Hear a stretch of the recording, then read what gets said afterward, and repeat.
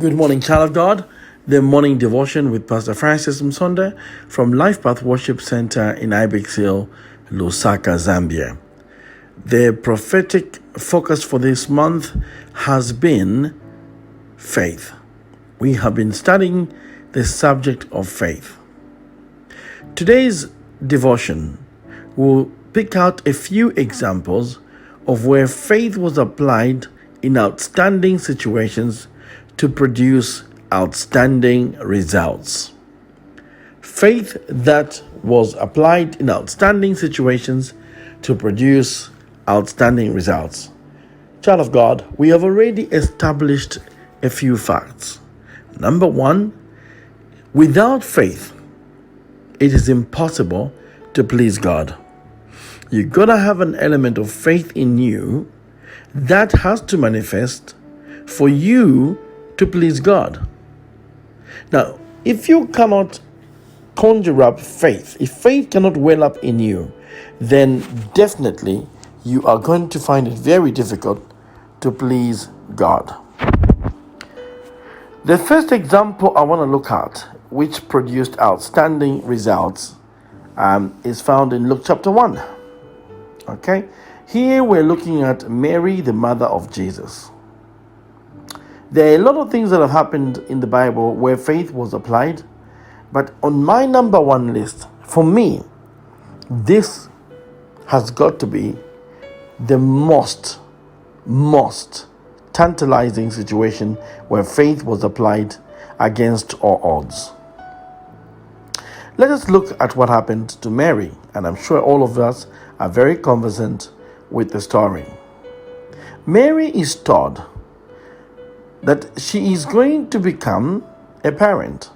She is going to conceive, become pregnant with a child. And this will happen without having sexual intercourse with a man. The situation looks blatantly impossible. I mean, when you just think about it, it is like, what is this? The whole idea sounds ridiculous. Yet we read in Matthew chapter 1 that the angel Gabriel appears to a virgin named Mary, and he tells her, "Do not be afraid, Mary. You have found favor with God, and you will conceive and give birth to a son, and you are to call him Jesus." The choice Mary had before her would forever change her life. If someone came to you and told you something ridiculous like this, which defies biology, which defies everything you've been taught about conception, what would be your response? To embrace this plan of God would result in a cloud of suspicion. It would result in shame hanging over her and her family for the rest of their lives. It would cause her heart to suffer untold pain and grief as her son would die a brutal and unjust death. It would place her on the front lines of an eternal struggle between the forces of heaven and hell. Yet, in spite of these things, Mary said to Gabriel, "I am the Lord's servant. May everything you have said about me come true." Child of God, what a powerful statement of faith right there. Mary says to Gabriel, "I am the Lord's servant. May everything you have said about me come to pass." I find this statement staggering. This has got to be one of the greatest statements of faith that we have ever encountered in the Christian walk. And in response to the prophecy of Isaiah 7:14, which says the virgin will conceive and give birth to a son and will call him Emmanuel, which means God with us. Believer, child of God, crowned and enthroned, Mary's words are an example to all who would follow the Lord in faith. No matter the obstacle, the cost, or the danger associated with what you are believing God for, we would all do well to make the words of Mary our own personal declaration of faith. I am the Lord's servant. May everything you have said about me come to pass. This, for me, is the greatest statement of faith, where you know that everybody is going to point fingers at you.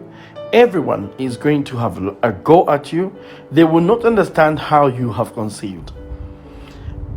Let me build up your faith again by going to another example, an outstanding example which produced outstanding results.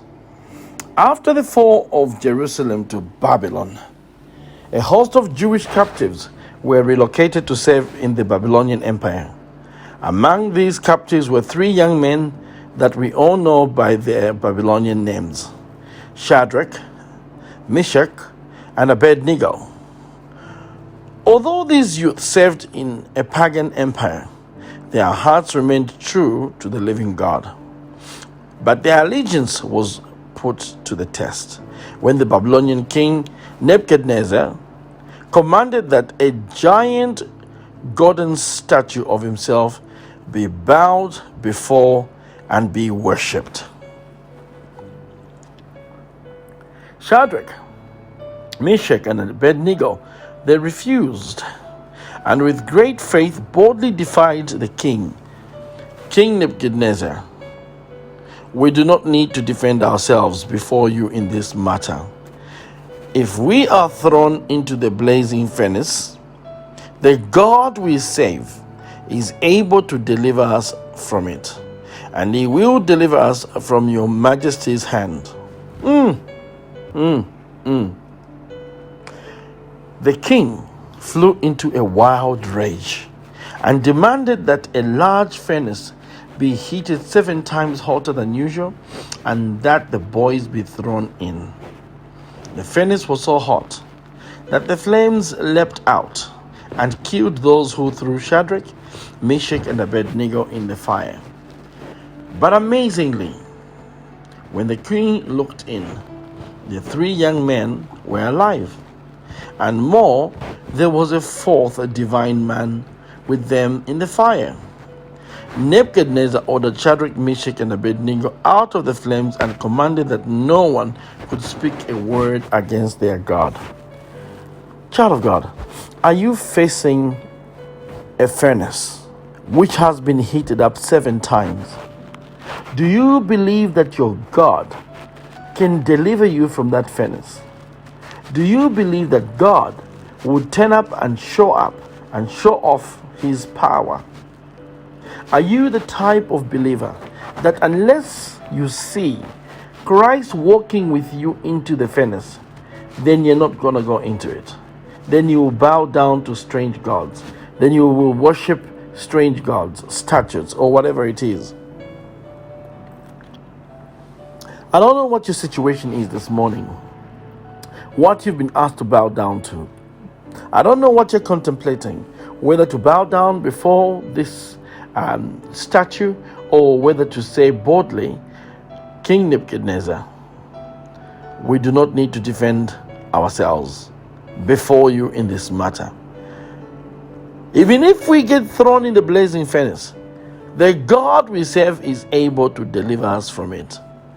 Are you able to boldly declare this type of faith? I will show you another example just to build up your holy faith.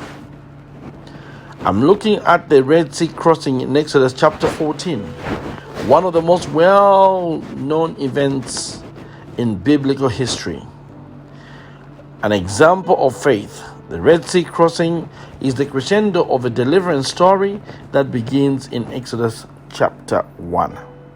After a horrific 10-plague showdown with King Pharaoh, Moses and the Israelites were released from slavery.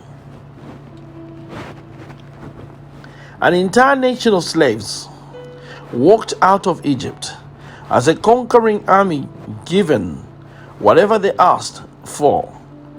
they were given everything they demanded for, and they walked out as slaves. But as Pharaoh looked over the devastation the Hebrews that the Hebrews left in their work, his heart hardened, and he set his army to recapture this nation of former slaves. In Exodus 14, child of God, we read that Moses had led God's people to the shore of the Red Sea, and suddenly there was a sound like thunder, the sound that came from the thousands of galloping horses as every chariot in Pharaoh's army appeared on the horizon. The hearts of Moses' followers began to melt in fear, and they began to cry out, "Why did you bring us out here to die in the wilderness?" Surrounded by a terrified people, no way to cross the sea in front of them, an enemy army at his back, Moses, filled with faith, calls out, "Do not be afraid, stand firm. You will see the deliverance of the Lord, and the Lord will bring that deliverance to you today." Moses then raises his staff, and the waters of the Red Sea part.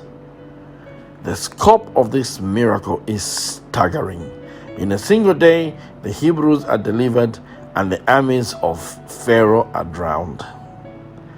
I don't know who's pursuing you, child of God. They're after your destiny. They're after your job. They're after your marriage. They're after your family. They're after your possessions. They're after everything that you hold dearly. They were after the freedom of these nation of slaves. Pharaoh was not going to let these guys go scot-free. He hardened his heart. The Lord hardened his heart, and he pursued them. If such a thing is happening in your life today, and you're being pursued relentlessly, I came to tell you this morning that all you need to do is apply faith and declare that these Egyptians that you see pursuing you today, you will not see them anymore, and their bodies will die and float by the seaside. I will give some more examples of outstanding situations where faith produced outstanding results as we resume tomorrow. This is Pastor Francis Musonda from Life Path Worship Center in Ibex Hill, Lusaka, Zambia. Shalom.